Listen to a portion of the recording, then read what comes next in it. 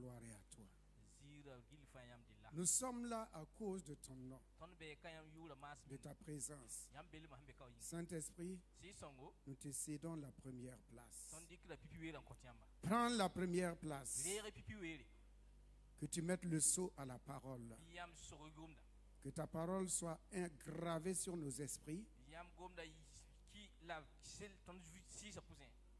Pendant ces temps difficiles, nous avons recours à ta parole. Nous avons comme refuge le nom de Jésus-Christ. Nous avons comme abri le sang de Jésus. Saint-Esprit, nos cœurs sont devant toi. Nos pensées sont devant toi. Nos motivations sont devant toi. Nos besoins sont devant toi. Bartimée a dit ceci. Dis seulement la parole. Dis seulement la parole. Et ton serviteur se lèvera. Car je veux retrouver la vue. Bartimée retrouve la vue.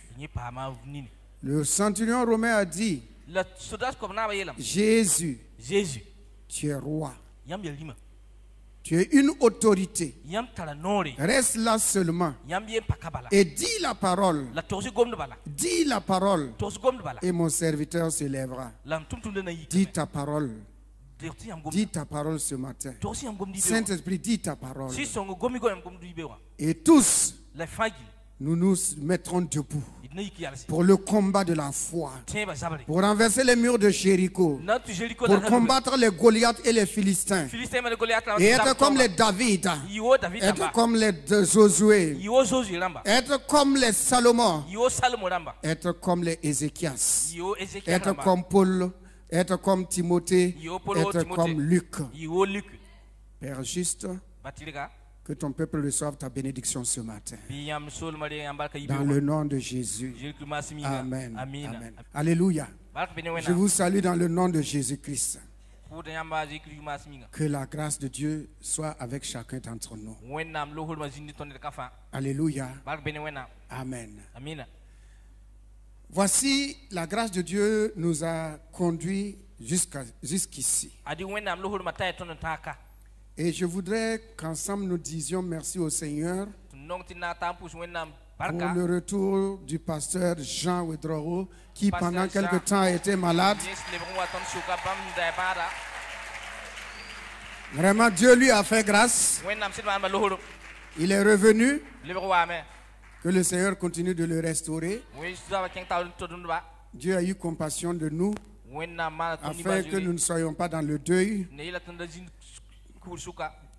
Que la paix de Dieu se repose sur la famille Ouedraogo au nom de Jésus.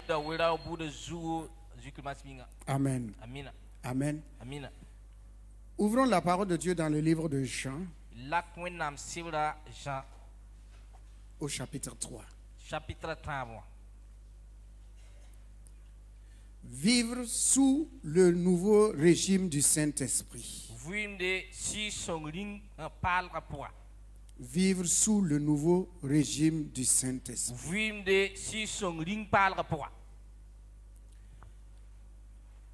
L'évangile de Jean, au chapitre 3. Communication, enlève ça d'abord. Gloire à Dieu.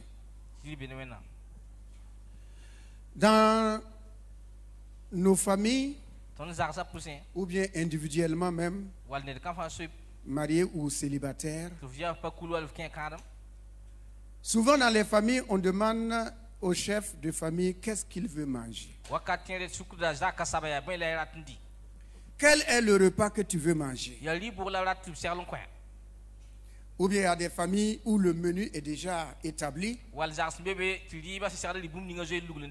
Lundi c'est riz gras, mardi c'est riz sauce, mercredi c'est benga, jeudi, je ne sais pas moi, jusqu'à au dimanche et on reprend encore.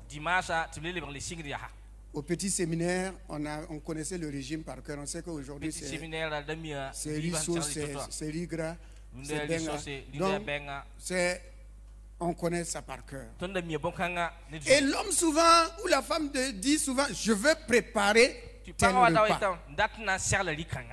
Mais dans le jardin d'Éden, Adam n'a jamais dit à Ève, prépare-moi ceci ou cela. Non.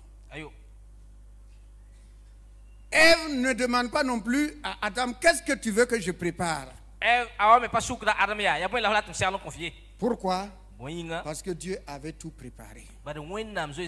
Et chacun devait uniquement aller et prendre ce qui lui plaisait. Ce qu'il voulait manger, ce qu'il voulait consommer, Dieu avait déjà tout préparé. Et Dieu avait mis tout dans le jardin d'Éden. En cette année 2022, Dieu a tout déjà mis dans cette année pour toi et pour moi. Et il nous laisse le choix. Il nous laisse le choix.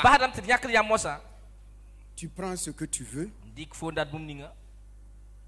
Il ne va pas préparer, il ne va pas encore inventer le riz ou créer le riz. Le riz est déjà créé. Les tomates sont déjà créées. Les oignons sont déjà créés. Les concombres d'Égypte sont déjà créés. Tout est là. C'est à toi et à moi.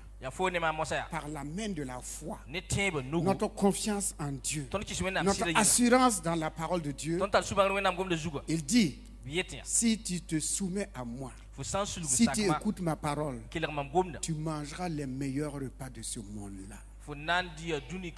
C'est ce qu'il disait à Israël. Si tu écoutes ma parole et tu la mets en pratique, tu mangeras tout ce que tu voudras. Mais il ajoute en disant, quand tu mangeras et tu te rassasieras, souviens-toi de l'Éternel ton Dieu. Dieu ne va rien créer de nouveau. Tout est déjà créé et tout est déjà à notre disposition. Et je vous souhaite à tous bon appétit au nom de Jésus-Christ. Alléluia. Jean 3:3. Jean 3:3. C'est Nicodème qui est allé voir Jésus de nuit. Nicodème est un homme de la loi. Il connaît la parole, l'Ancien Testament. Il fait partie du grand clergé d'Israël. Il fait partie des grands docteurs d'Israël. Et il est bien dit qu'il est le docteur d'Israël. Le docteur d'Israël. Parmi les docteurs, c'est lui qui est distingué le major, si vous voulez. C'est lui le major des docteurs d'Israël. Mais cet homme-là, qui dans le clergé, ils ont dit que quiconque reconnaîtra Jésus comme le Messie sera exclu, excommunié.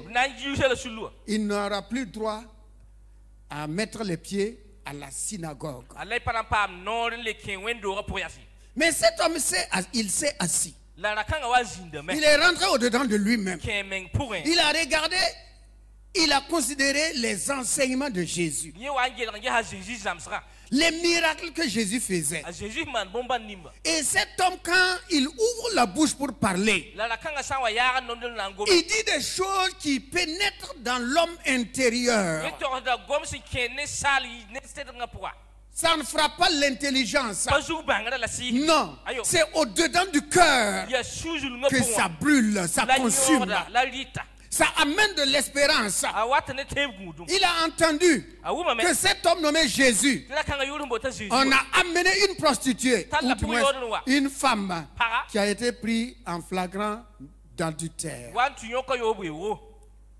Et la loi voulait lapider cette femme. Ils l'ont amenée à Jésus. Et Jésus qui n'a pas étudié les Écritures. Parce qu'il disait toujours, le collège des anciens disait toujours, cet homme n'a pas étudié. Il n'a fait aucune école biblique. Il ne connaît pas la théologie. Il n'est pas docteur. Mais comment se fait-il que cet homme connaît les Écritures? Comment se fait-il qu'il connaisse les Écritures? Il ne fait pas partie de la famille des sacrificateurs, ni des lévites, ni des scribes. Mais comment se fait-il que cet homme-là, qui est sorti de Nazareth, il connaît les Écritures? Connaître les Écritures est un fait. Parce que lui-même, il est la parole. Il n'est pas l'écriture. Il est lui-même la parole. Alors, Jésus a dit à tous ceux qui étaient là avec les pierres d'accusation. Tous ceux qui avaient les pierres d'accusation. Voilà pourquoi il faut faire attention avant d'accuser quelqu'un. Avant de pointer le doigt sur quelqu'un, pointe le pouce là sur toi-même. La sagesse que Jésus va utiliser pour confondre les adversaires va amener Nicodème à réfléchir sur l'identité de cet homme-là. Car Jésus a dit, si quelqu'un parmi vous n'a jamais péché, qu'il jette premièrement la pierre. Et personne n'a jeté la pierre. Une deuxième fois, ils sont allés vers Jésus pour lui tendre un piège. Il lui pose la question, faut-il payer l'impôt à César ou pas? Jésus dit, hypocrite que vous êtes. Vous voulez me tendre un piège? Moi, je suis la parole. Au commencement était la parole. La parole était avec Dieu. Je suis Dieu. Je connais tout. Je vois tout. Je sais tout. Je vous ai dévancé. Et c'est moi qui vous ai créé. Comment un homme peut-il tromper son Dieu?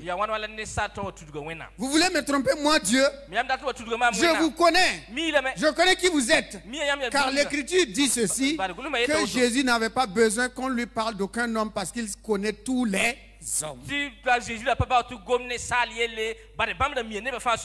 connaît tous les hommes. Il leur pose la question, qu'est-ce qui est mentionné sur la pièce d'argent? Qui? L'effigie de qui se trouve sur la pièce? Et il dit, c'est l'effigie de César. Si c'est l'effigie de César, rendez à César ce qui est à César. Et rendez à Dieu ce qui appartient à Dieu. Voilà pourquoi Jésus, lorsqu'il est descendu en enfer, il a pris tout ce qui appartenait à César. La maladie, la pauvreté, la malédiction, l'infirmité et tout le cortège de malheur et de péché. Jésus a tout pris parce que ça appartient à César. Il est allé dans le séjour des morts, en l'enfer. Il a dit à Satan, prends ce qui est à toi. La mort est à toi. Moi, je suis la vie. Je ressors et je donne la vie aux hommes qui croiront à moi que je suis mort pour eux.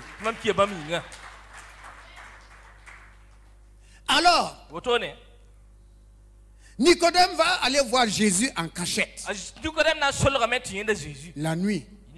C'est pas un problème. Quel que soit le moment, Jésus est toujours prêt. Quelle que soit l'heure de la journée. Lorsque vous allez vers Jésus, Jésus est toujours prêt à vous accueillir. Lorsque vous êtes en bonne santé, il vous accueille. Vous êtes malade, il vous accueille. Vous êtes riche, il vous accueille. Vous êtes pauvre, il vous accueille. Vous êtes intellectuel, il vous accueille. Vous n'avez pas fréquenté l'école, il vous accueille. Vous êtes en ville, il vous accueille. Vous êtes au village, il vous accueille. Qui que vous soyez, à n'importe quel moment, qui que vous êtes, Jésus ouvre les mains, il ouvre les bras, il dit, mon fils, ma fille, viens, sois consolé. Il est parti la nuit pour rendre visite à Jésus. Je ne sais pas, c'est la peur, je ne sais pas. Mais ce qui est sûr, au moins s'il a fait le pas, Dieu nous demande toujours de faire le pas vers lui. Toujours en avant, jamais reculer. Toujours en avant, jamais reculer. Il y a des gens qui sont paralysés par le péché. Ils sont paralysés, culpabilisés. Et certains ne veulent même pas aller à l'église. Or, le problème du péché est résolu. Brille le lien du péché. Car Christ a tout payé. Mais il ne te dit pas d'aller pécher et venir demander pardon. C'est quand tu tombes dans le péché, le problème du péché est résolu. Sors du lien du péché. Sors des entraves du péché et continue ta marche avec la grâce de Dieu et la puissance du Saint-Esprit qui restaure et qui renouvelle. Il va de nuit. Il va de nuit. Généralement, qui marche la nuit? Qui va de nuit? Hein? Qui? Ah bon? Ok. Le voleur. Bien. Qui marche encore de nuit? Hein? Les adultères, non? Ok. Qui marche encore de nuit? Tout ce qui est. Tout ce qui est. Qu'est-ce qui est mal alors? Ok. Point. Tout ce qui est mauvais. Tout ce qui est sombre. Tout ce qui n'est pas clair. Tout ce qui n'est pas transparent. C'est la nuit que ça se manifeste. Donc, Nicodème revenant à notre Nicodème, il va de nuit. Il a peur de qui? Il a peur de qui? Ah, il a peur de quelqu'un. Il a peur de sa communauté. Il a peur de sa communauté. S'il me voit, qu'est-ce qu'on va dire? C'est ce qui paralyse beaucoup de personnes. Je ne veux pas aller à l'église, dans telle assemblée, parce que si on me voit, qu'est-ce qu'on va dire? Je veux me convertir, je veux donner ma vie à Jésus, mais si on me voit, qu'est-ce qu'on va dire? Mon ami, chacun est libre de dire ce qu'il veut. C'est sa bouche, non? Laisse-le parler. Pourvu que toi, tu sois dans la vérité et tu marches dans la vérité. Et tu cherches la vérité. C'est tout. Tu ne peux pas empêcher aux gens de ne pas parler. C'est leur bouche. Laisse-les parler. C'est leur bouche. Qu'ils s'expriment comme ils veulent, bien comme mal, ça les regarde. Pourvu que ça ne soit pas tes actions, ce ne soit pas ta manière de vivre, ta façon de vivre. Si ce n'est pas ainsi, si ce n'est pas ta manière de vivre, le Seigneur te justifiera. Le Seigneur va te justifier. Quelles que soient les accusations, le Seigneur va te justifier. Alléluia. Il dit, mais cet homme n'a pas étudié. Comment connaît-il les Écritures? Comment il connaît les Écritures? Lisons maintenant le verset 3. Jésus lui répondit, parce qu'il a dit au verset 2, mais le verset 2 d'abord, il a dit au verset 2,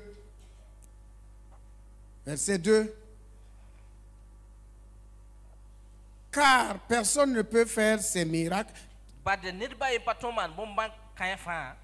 que tu fais si Dieu n'est pas avec lui. J'ai pris la deuxième partie. Car personne ne peut faire ces miracles que tu fais si Dieu n'est pas avec lui. Alors Jésus lui répondit, en vérité, je te le dis, si un homme ne naît de nouveau,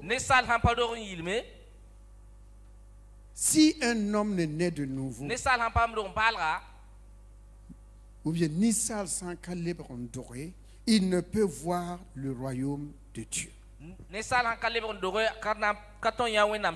Il ne peut voir le royaume de Dieu.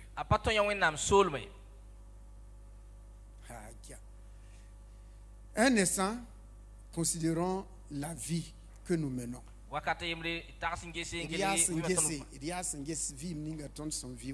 Considérons cela. Il est écrit que si un homme, si on dit homme, c'est homme, femme, homme là, homme, femme, ne naît de nouveau, il ne peut voir le royaume ni rentrer dans le royaume de Dieu.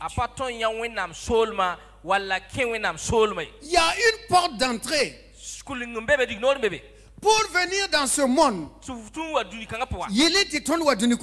Il y a eu une porte d'entrée. Et la porte d'entrée, c'est par nos mamans, père et mère, que nous sommes venus dans ce monde. Et personne ne peut venir dans ce monde sans passer par ce chemin-là.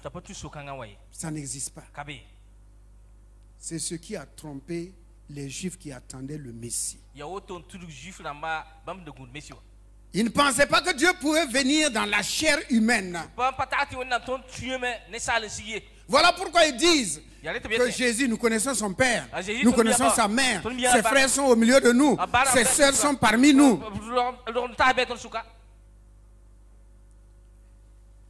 Gloire à Dieu.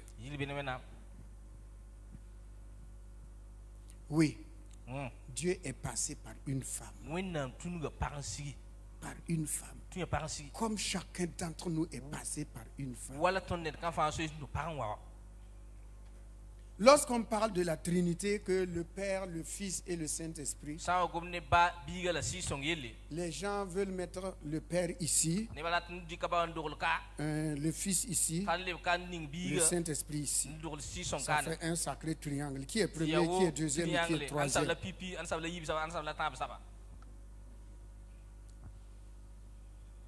Si vous lisez dans Apocalypse, il n'y a pas 3 trônes, il y a un seul trône. Il y a un seul trône. Et celui qui est assis sur le trône, il est un. Pour comprendre ce mystère-là, prenez l'homme. Il dit qui nie ça là, l'homme que vous voyez. Chacun d'entre nous, on est composé de quoi? Esprit, âme et corps. Donc ton esprit est là-bas, ton âme est ici et ton corps est là. Quand on te voit, c'est ton entier, ton esprit, âme et corps. Avec Dieu aussi, c'est comme ça. Le Père, le Fils et le Saint-Esprit, c'est une seule personne. Gloire à Dieu. Personne ne peut faire ces miracles s'il ne vient pas de Dieu. Il lui dit, mais Nicodème, si quelqu'un ne naît pas d'eau et si quelqu'un ne naît pas de nouveau, il ne peut pas voir le royaume de Dieu. Et il va ajouter en disant, ce qui est né de la chair est... Ce qui est né de la chair est chair. Dans 1 Corinthiens 15, je ne dis pas d'ouvrir. 1 Corinthiens 15, vous aimez tellement écrire comme des scribes. Dans 1 Corinthiens 15, il est écrit qu'il y a plusieurs sortes de chair. Il y a la chair animale. Il y a la chair des poissons. Il y a la chair des oiseaux. Il y a plusieurs chairs. Mais il y a un seul esprit. Un seul esprit. Nos émotions ne viennent pas de notre esprit. Nos besoins ne viennent pas de l'esprit. Ça vient de notre âme. C'est l'âme qui dit je veux ça, j'aime ça, je ne veux pas ça, je n'aime pas ça, ne fais pas ça. L'esprit, lui, il est toujours dans le repos. Il cherche une seule chose, les choses d'en haut. L'âme cherche les choses d'en bas. Si elle n'a pas été restaurée, ce sont les choses de ce monde qui l'intéressent. Mais lorsqu'elle est restaurée, elle considère les choses de ce monde-là uniquement comme l'inutile, ce qui est utile pour vivre. Voilà, l'Écriture dit que ceux qui sont en Christ, ils s'affectionnent des choses d'en haut. Et Paul va jusqu'à dire que toutes ces choses qui étaient pour moi comme des gains, que je cherchais, je passais ma vie à chercher, je courais après. Lorsqu'il a plu à Dieu de me montrer le Fils, toutes ces choses-là sont devenues comme de la boue. Et il dit, je fais une chose. Je fais une chose. Je cours vers le but. Le but final, c'est quoi? C'est la vocation que j'ai en Jésus-Christ. Puisque Christ m'a saisi, moi aussi je vais le saisir. Les temps sont difficiles, bien aimés. On n'a pas besoin de vous le répéter. L'année 2022, c'est une année de tous les défis. C'est à partir d'ici là que les brebis de gauche et de droite vont se faire distinguer.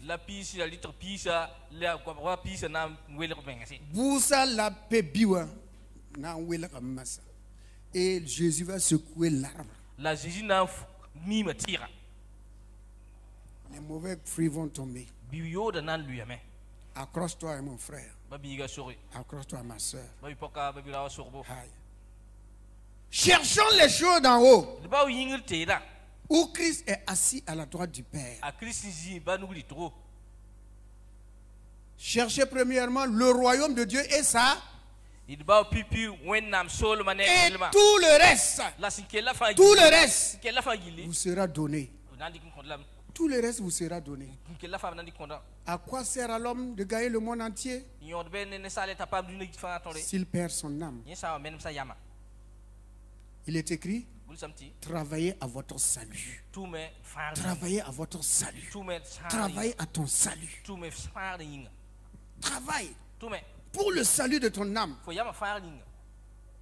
Naître de nouveau, c'est-à-dire s'identifier à Jésus-Christ, à sa mort et à sa résurrection. Et se laisser envahir par le Saint-Esprit. Si le Saint-Esprit n'est pas dans une vie, la personne marche selon la chair. Ceux qui ne peuvent pas pardonner, c'est la chair. Ne peut pas pardonner. C'est la chair. La convoitise. Ah, lui il a acheté ça pour ma femme, pour sa femme. Mais il faut que toi aussi tu achètes pour moi. C'est la chair. La parole de Dieu dit, contentez-vous de ce que vous avez avec action de grâce.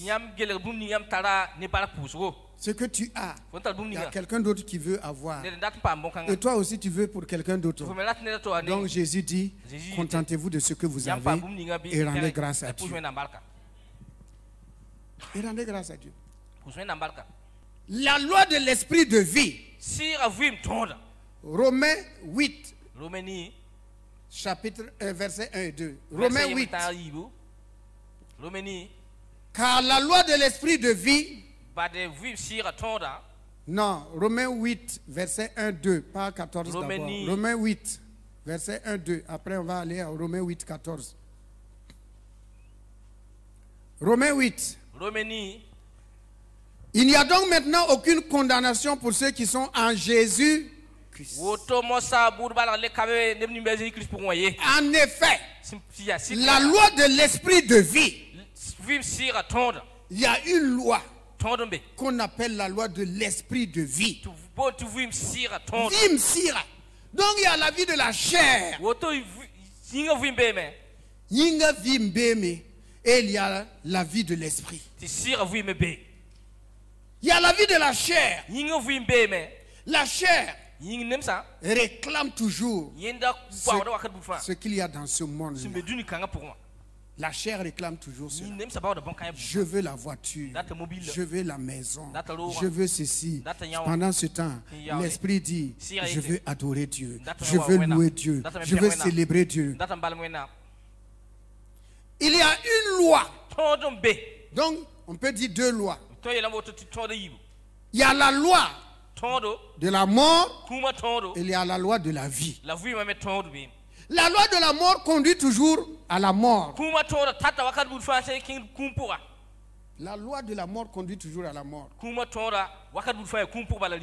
Voyez-vous, nous mourrons. Nous mourrons. Acceptez que nous mourrons.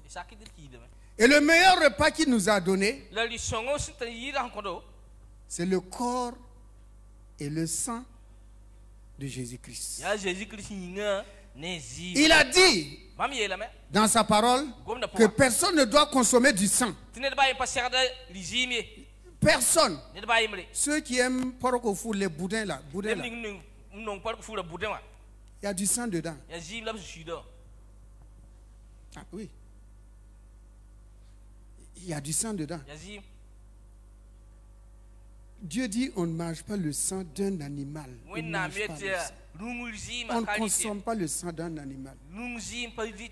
Mais le sang de Jésus, Dieu nous permet de consommer cela. Dit celui qui boit mon sang et qui mange ma chair a la vie.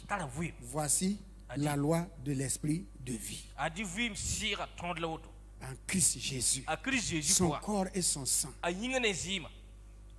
nous donnent de nous identifier à Christ et de vivre dans la loi de l'esprit de vie.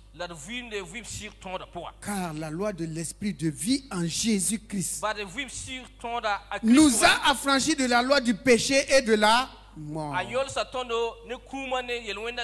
Affranchis. Affranchis. La parole de Dieu dit, lorsque le Fils vous affranchit, vous êtes réellement libre. Vous êtes réellement libre. Mais combien sont encore des prisonniers à cause des pensées? À cause des pensées. Je ne peux pas. On n'arrivera pas. Je ne peux rien faire. Ainsi, nous nous limitons nous-mêmes. Ce n'est pas Dieu qui nous limite. Il dit, j'ai étendu vos dimensions.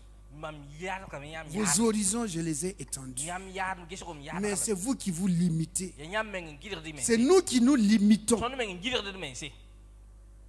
Et nous nous lions par nos propres paroles. Nos propres paroles. Nos propres paroles. Il est temps, bien-aimés frères et sœurs, dans cette année 2022, où les défis sont grands, que nous ayons le courage de choisir qui nous voulons servir. Car Josué a dit, aujourd'hui, choisissez qui vous voulez servir. Soit les faux dieux qu'adoraient vos pères, soit le Dieu d'Israël. Et il dit, quant à moi et ma maison, nous avons choisi de servir l'Éternel. Nous avons choisi de servir l'Éternel. Romains 8. Verset 14. Descendons au verset 14. Car tous ceux qui sont conduits par l'Esprit de Dieu, qui sont fils de Dieu. La chair ne peut pas marcher avec l'Esprit, jamais. Parce que les besoins de la chair sont contraires aux besoins de l'Esprit. C'est comme un aveugle et un fou. Ils ne peuvent jamais être amis. Non, jamais. Ils ne peuvent jamais être amis. Pourquoi? Parce que l'aveugle, lui, il veut rentrer chez lui. Le fou, lui, il veut aller en brousse. Ils ne peuvent jamais marcher ensemble. Il n'y a pas d'amitié entre ces deux-là. Ils ne peuvent pas se suivre. L'autre a les yeux. Le fou a les yeux. Mais il veut aller très très loin. L'aveugle, lui, n'a pas des yeux. Lui, il veut rentrer à la maison. Comment ces deux-là peuvent marcher ensemble? Ce n'est pas possible. La mort et la vie ne peuvent jamais cohabiter ensemble.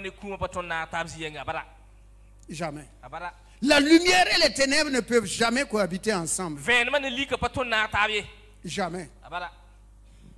Quelqu'un qui est ivre et quelqu'un qui n'a pas bu. Voyez-vous, il y a des choses qui sont à l'opposé. À l'opposé. La nuit et le jour ne peuvent jamais se rencontrer. La lumière et les ténèbres ne peuvent jamais marcher ensemble. Or, la parole de Dieu dit que toi tu es lumière. Nous sommes lumière. Et puisque nous sommes lumière, nous sommes conduits par l'Esprit de Dieu. C'est l'Esprit de Dieu qui nous conduit.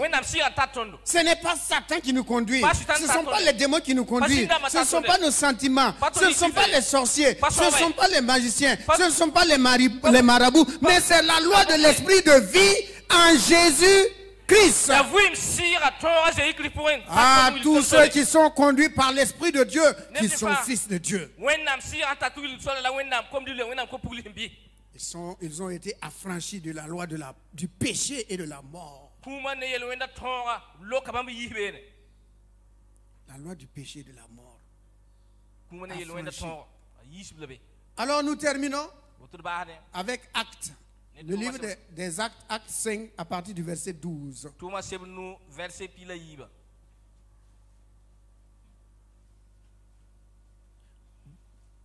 Acte, 5e livre du Nouveau Testament. 5e livre du Nouveau Testament. Beaucoup de miracles et de prodiges se faisaient au milieu du peuple par les mains des apôtres.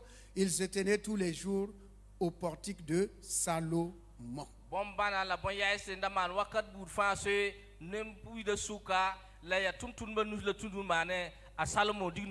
Et aucun des autres n'osait se joindre à eux, mais le peuple les louait hautement.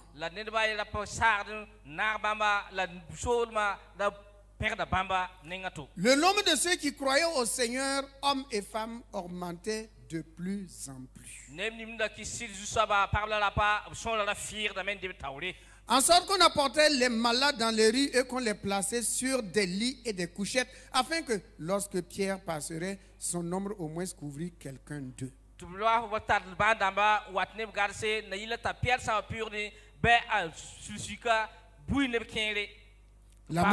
La multitude accourait aussi des villes voisines à Jérusalem, amenant des malades et des gens tourmentés par des esprits impurs, et tous étaient guéris.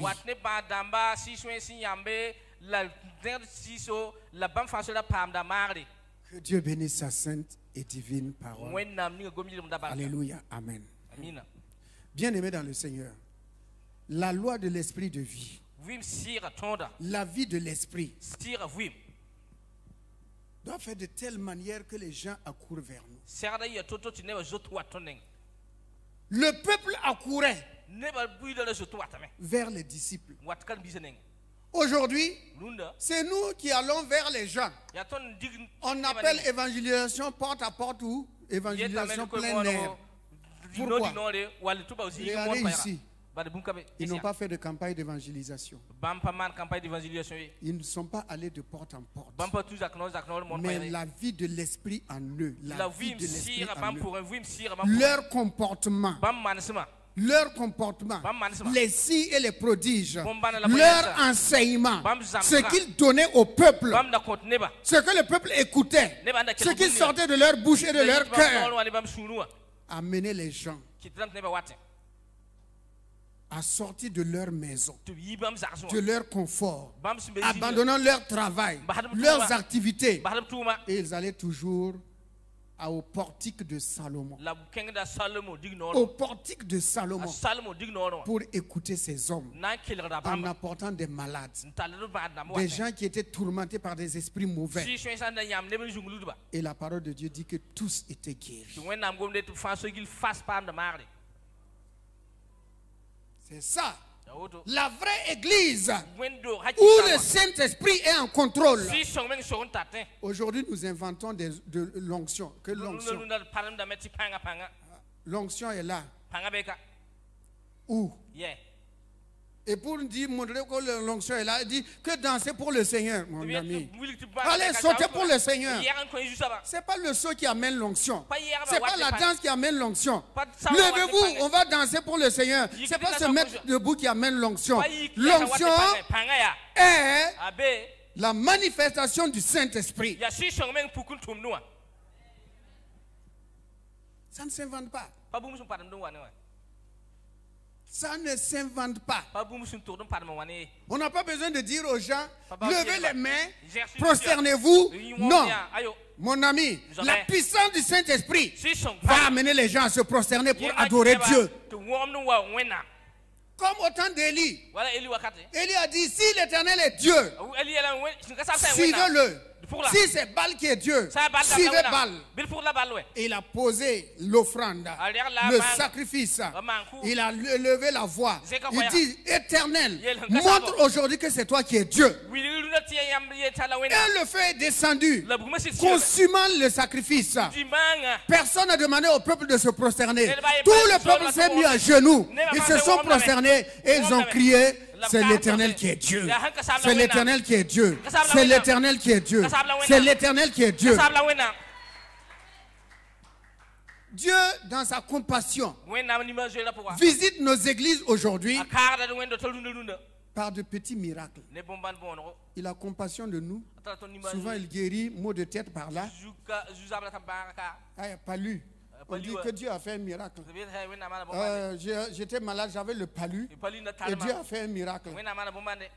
Donc, Kinimar, ça c'est miracle aussi. Voilà, Nivaki, on met quoi? Comment on appelle ça? On met ça quoi? Perfusion. Perfusion. Donc, perfusion. Donc, perfusion aussi c'est miracle. Donc, perfusion est bombardé. Perfusion c'est miracle. Perfusion est bombardé. Rab d'aveugle recouvre la vue aujourd'hui. On va les allier. Que venez que les aveugles vont voir. Okay. On les a attrapés. On prend bâton. On va aller. On va aller. On va aller. Allez, on prie. Allez. Acte de foi. Ceux qui ont la foi, jetez vos bâtons. Et frottez vos yeux. On frotte, on ne voit rien. À la fin, hey, bigan. Pourquoi? La loi de l'esprit de vie n'est plus présente. Pourquoi? Parce que l'église ne vit plus dans la sainteté.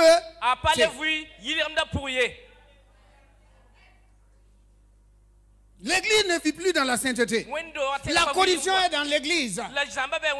L'impureté, l'impudicité, les mensonges, les convoitises, les jalousies, toutes ces choses-là, parmi le peuple de Dieu. Ils viennent chanter, viennent adorer, viennent prier, viennent parler en langue. Mais le fruit, à leur fruit, vous les reconnaîtrez. Et d'autres inventent des miracles. Il y a des pasteurs qui inventent des miracles. Des faux aveugles. Le type là, il vient en faisant comme ça. Après, on dit que ceux qui ont retrouvé la vue. Oui, je vois. La couleur est jaune là-bas. C'est jaune. Il n'y a rien. L'homme peut-il tromper Dieu? Un homme peut-il tromper Dieu? Est-ce qu'un homme peut se cacher devant les yeux de Dieu? Voilà pourquoi Jésus disait aux pharisiens, vous êtes des hypocrites. Vous êtes des hypocrites. On ne change pas la loi de l'esprit de vie par des œuvres. On ne trompe pas le peuple de Dieu. Il faut vivre la vie de l'esprit. Et la vie de l'esprit demande du sacrifice. Acceptez de faire des sacrifices. Acceptez de dire non. Non, je ne ferai pas cela. Je n'accepterai pas cela. Je n'irai pas là-bas. Je ne marcherai pas avec toi. Je ne serai pas avec toi. C'est ça. Vivre, laisser le Saint-Esprit vivre en nous. Sinon, nous nous flattons nous-mêmes. C'est comme quelqu'un qui se chatouille et qui se met à rire. Mon ami, tu ne peux pas te chatouiller et rire. Fais voir, tu ne vas pas rire. Mais demande à ton voisin de te chatouiller, tu vas rire.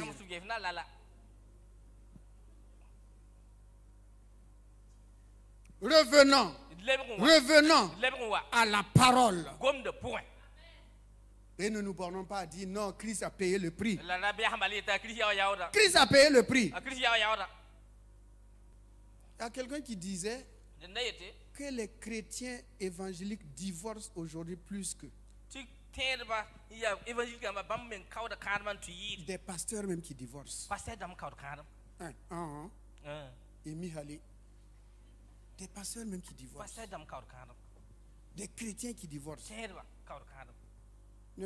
N'en parlons pas de ceux qui frappent leurs femmes là. Ils deviennent des Mohamed Ali dans leur propre maison. Et la femme c'est leur casus clé. Quand même chrétien. Et on dit qu'on est chrétien. Que le Saint-Esprit est en moi.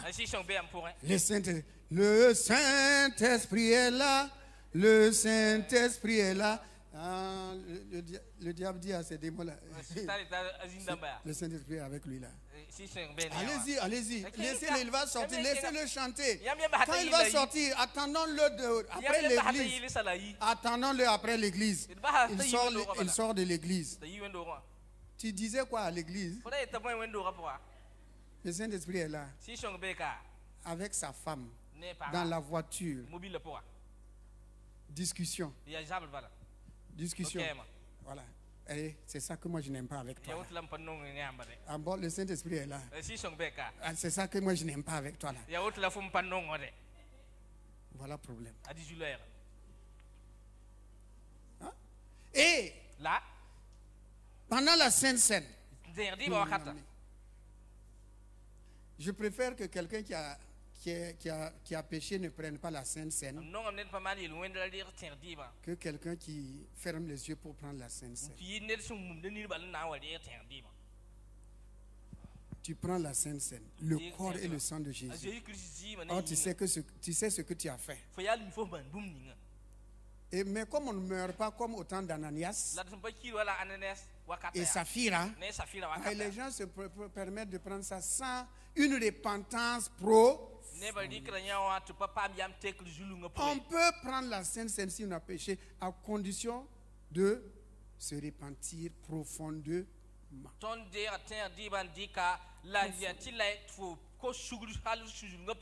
C'est pas du jeu. Hein. La table que vous voyez là. La parole de Dieu dit qu'il y en a qui sont devenus infirmes et qui sont morts à cause de cela. Pourquoi? Parce que la sainteté a quitté l'église. La sainteté a quitté l'église. Bien aimé, plus vous arrivez vers la fin de la course, et plus vous devez redoubler d'efforts. Et redoubler d'efforts. Fuir comme Joseph. Et ne pas être comme Samson. Samson croyait que lui, il pouvait résister à Dalila. Mon ami. Ah, mon frère. Il faut fuir. Dalila n'a même pas lutté pendant longtemps.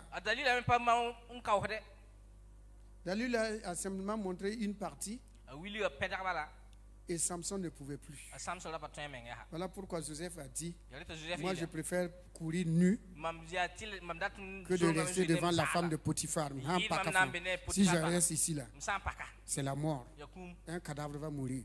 Lui, il a préféré fuir. Samson a dit que lui, il est fort. Ouais, je suis fort. Comment? J'ai tué 1000 Philistins avec une mâchoire d'âne. Ce n'est pas devant la femme. Hein? La femme est plus que 1000 Philistins. Ah, mon cher, plus que 1000 Philistins. Il faut fuir. Il n'y a pas marché. Donc, bien aimé, la sainteté doit revenir dans nos vies. Doit revenir. Les gens accouraient des villes voisines à cause de la vie des disciples des apôtres.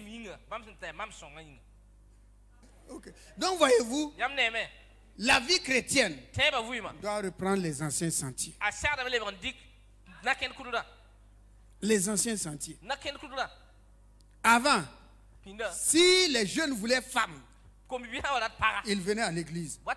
Ils sont venus aussi, ils ont trompé nos filles, ils sont partis. Pourquoi? Parce que les filles chrétiennes étaient sérieuses, très sérieuses. Comment? Bien habillées, bien gentilles, bien polies.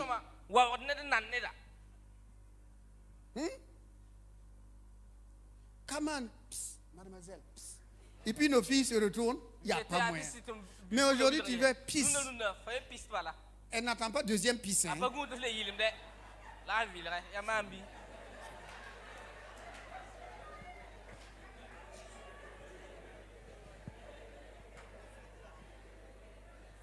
Comment on peut te faire pisse et puis toi tu vas te retourner? Il faut que hommes, femmes, jeunes gens et jeunes filles, nous revenons à la parole. La sainteté et la pureté. À partir de ce moment-là, les miracles se feront. Nous aurons la victoire sur Satan, sur les esprits mauvais, et la maladie s'enfuira, la pauvreté s'enfuira, la malédiction s'enfuira, et nous serons plus que vainqueurs en Jésus-Christ. Plus que vainqueurs en Jésus. Plus que vainqueurs en Jésus. Que Dieu bénisse vos maisons. Que Dieu vous garde et vous protège. Prions. Père Saint, merci pour la loi de l'esprit de vie. Tu nous as affranchis du péché et de la mort. Et tu nous as placés sur le chemin étroit de la vie. Christ en nous l'espérance de la gloire. Si nous vivons, ce n'est plus Christ. Ce n'est plus nous qui vivons, c'est Christ qui vit en nous. Merci Seigneur, car la loi de l'esprit de vie, la lumière, l'espérance, la gloire nous accompagnent. Père, que tous ceux-là ce matin, qui n'ont pas encore reçu la puissance du Saint-Esprit, la loi du Saint-Esprit, la vie du Saint-Esprit, la communication du Saint-Esprit, oh Saint-Esprit, fais ton œuvre, car tu es pleinement Dieu. Tu es pleinement Dieu. Visite les vies. Visite les cœurs, visite les cœurs, visite les émotions, les sentiments, visite les pensées, Seigneur. Oh Saint-Esprit, l'Église est à toi. L'Église est sous ta direction et ta conduite. Oh Saint-Esprit, merci ce matin. Que ta parole brûle dans les cœurs pour changer et transformer les vies.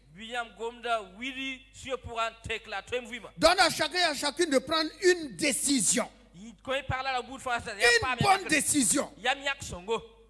une décision de marcher dans la crainte de Dieu, dans la sainteté, dans la pureté, dans la transparence, dans la fidélité, dans la consécration, dans le zèle et dans l'amour. Père Saint, le chemin est devant nous. Sans toi, nous ne pouvons rien faire. Viens à notre secours. Nos yeux sont fixés sur toi. Nous sommes sans force devant la multitude, devant le danger, devant la maladie, devant la pandémie. Mais nos yeux sont fixés sur toi. Viens à notre secours, Seigneur. Aide-nous dans nos faiblesses. Nous avons des faiblesses. Aide-nous dans nos faiblesses. Aide-nous, Seigneur, dans nos découragements. Dans nos découragements, ton Pancomlos pourra. Viens et aide-nous. Relève-nous, Seigneur. Relève-nous, Seigneur. Nous avons besoin de toi. Plus que jamais, Seigneur. Que ta lumière illumine nos esprits.